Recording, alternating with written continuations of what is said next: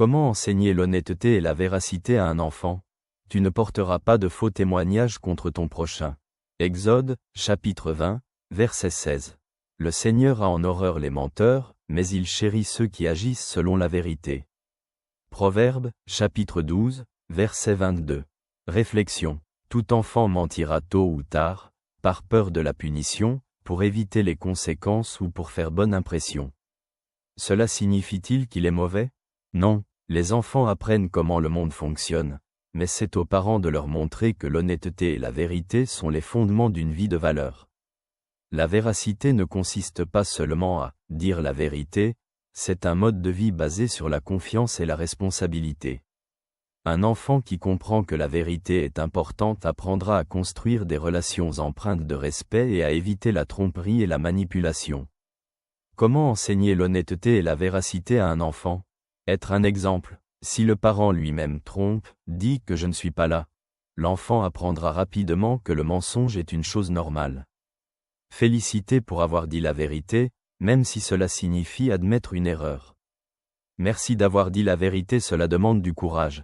Montrer les conséquences du mensonge. Si quelqu'un ne dit pas la vérité, les autres perdent confiance en lui. Et la confiance est très précieuse. Enseigner que l'honnêteté est meilleure que les avantages rapides.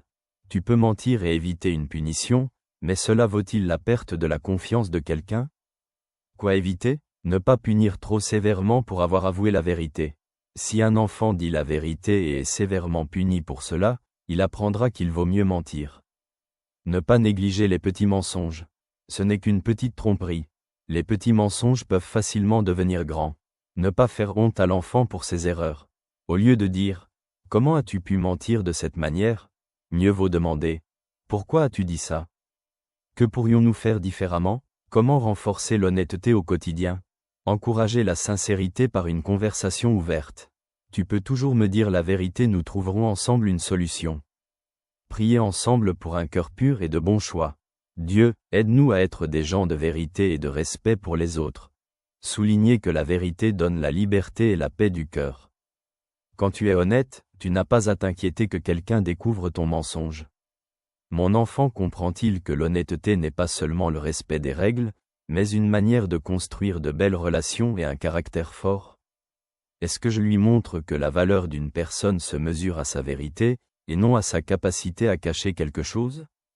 Dieu est la vérité et il désire que nous vivions dans la vérité.